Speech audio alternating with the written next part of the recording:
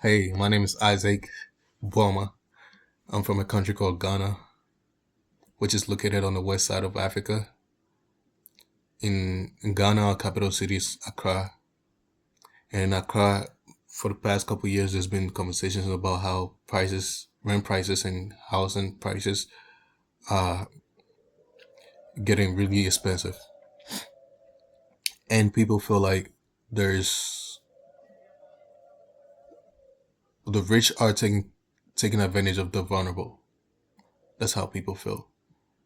And for a while now, I agreed with them when they say the best option for us now is to do rent control. It's for the government to implement rent control so that it could avoid the rich from taking advantage of the vulnerable. But after reading Thomas Sowell's book, The Basic Economics, A Common Sense Guide to the Economy, which I recommend everyone to read to understand how an economy works. Not just him. I also went through Milton Friedman, Adam Smith, and did a couple of research to kind of understand why rent control is bad. So after reading this book, I realized that I believe that price control in an economy often does more harm than good. So imagine a city where housing is advertised as affordable because the government caps rent.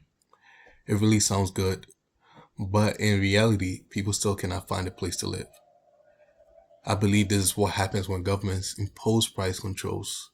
I believe price control in an economy often does more harm than good because it leads to shortages, increases the risk of homelessness, and can benefit wealthier households more than the low income families it is meant to help. And I think for me to even go into details before I even do that, I think I have to explain how people price stuff. In Thomas Sowell's book, The Basic Economics, I realized that prices are kind of a way for people to communicate. And sometimes is not sometimes is when you really look at it, it's better for the government to allow prices to communicate between the consumer and also the seller. And what I mean is, if I am selling a laptop for $2,000, maybe I want my profit. Maybe let's say I'm so greedy to the point where I want $1,000 profit, which is I bought the laptop for 1,000 and then I'm selling it for $1,000. So I want 100% profit. I'm very greedy. Maybe that's how I am. But the problem is, if there's no demand, it wouldn't work. No one is if there are other people or there are other markets selling the laptop for 1,100, no one will come to me. The only way someone will come to me if my laptop has certain things that helps the consumer more than the alternative, which is $1,100. So prices are a way that communicates to us. If there's nobody buying it, that means there's nobody buying my laptop for $2,000. That means there's no demand for the laptop. One, and two, the market or the people don't think it's worth that much. So what I will have to do is lower my price a little bit and see if I could get a buyer. So in my understanding of how prices work, I think yes, people could be greedy, but if there's nobody buying it, it wouldn't work. You would have to sell it for whatever amount that the people want. So I think yes, we let's say buyers or sellers put prices on these stuff, but the consumers and also have a say in it to say I don't want it. I don't want to buy this. So if I think prices are set based on the demand and the supply.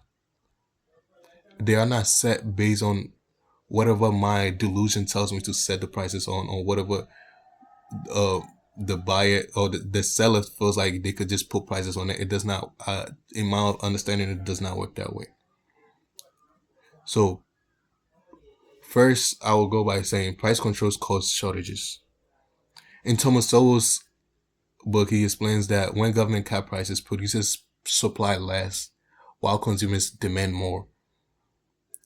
Milton Friedman also notes that price ceilings prevent markets from naturally adjusting, so shortages are predictable.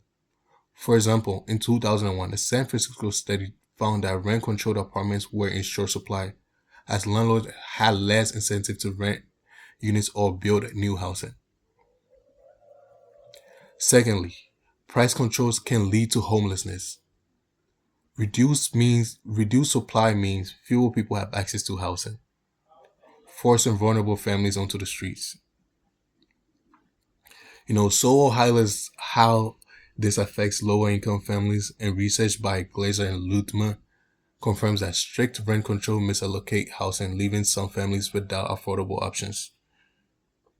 Cities with long-term rent control policies have reported higher temporary homelessness rates among those most in need.